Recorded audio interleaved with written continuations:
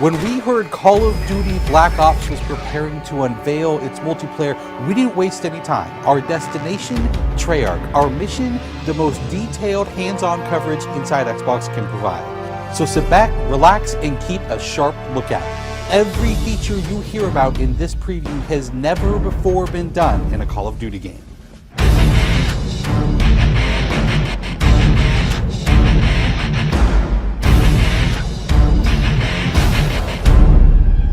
We begin where the multiplayer trailer for Black Ops left off, with theater mode.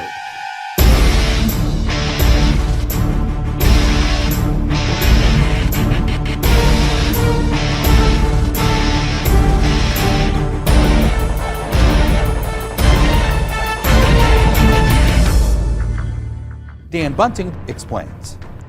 You can switch the camera from any player's perspective in both first person and third person. You can detach the camera and go into free cam mode, which allows you to fly anywhere on the map, basically. It's really interesting when you pause the game and go into free cam, you just see all the particle effects just in their full glory, just frozen in time, and it makes some really awesome footage. We really want to give players the tools to be creative, make their own machinima, make their own highlight reels. Maybe they're really competitive clans that want to just capture the films from their matches and then go back and analyze what the other team did or whatever. Also brand new to Call of Duty is Black Ops' new currency system. We put the currency system into Black Ops multiplayer principally because we felt like it'd be a very interesting way to engage with all the unlocks that you've been getting. So one of the things that's really fun about currency is instead of being specifically told at a specific level what you're going to get, we're unlocking features by level, but then once the feature is unlocked, you can purchase any component of that feature with the currency directly. Of course, when you got a little currency jingling in your virtual pockets, nothing feels better than putting it on the line against your fellow players. Say hello, everyone, to wager matches. When we were developing the wager match game modes, we went through a whole bunch of ideas to find the 4 that we were going to use to ship inside the game. And really, if it wasn't people screaming in joy and frustration when they were sitting around the office playing, it wasn't good enough to be a wager match. Wager matches are all free-for-all modes, and they exist separately from the standard playlist. They include game modes like Gun Game, where you're in a race to score a kill with 20 different weapons, beginning with pistols and advancing through ever more explosive weaponry.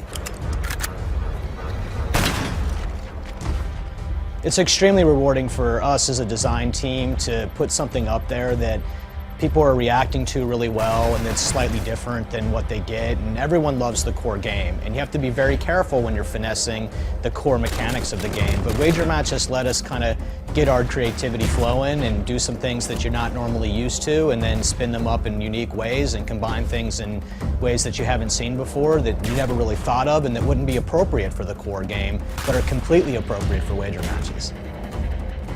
While the classic Call of Duty challenge system is still very much in place, Black Ops is also adding a new feature called contracts.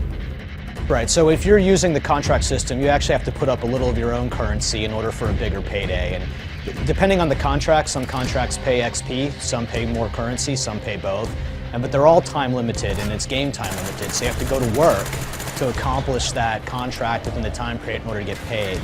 It's different from the challenges, in so much that the challenges some players like to use very aggressively, and they map out their path through the challenge system in order to maximize their XP gains, in order to level faster. And then a whole nother set of players uses the challenges sort of passively. They're there, when you get them they feel good, but contracts gives you a way to directly engage with the content inside the game. It says, hey, I'm an SMG guy, I want SMG based contracts, I'm going to chase my contracts and I'm going to get paid. And that's fun.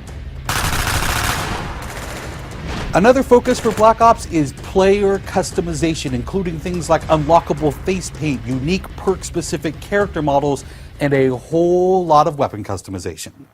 We've been we stole the line from Full Metal Jacket, this is my weapon, this is my gun, and we're chanting that around the office as sort of our mantra for this feature. Originally it started with one of our designers he just made kind of an offhand comment one day where he said, you know, I really have a certain attachment to the weapon that's my favorite. I want to make that weapon mine, and that was all it took.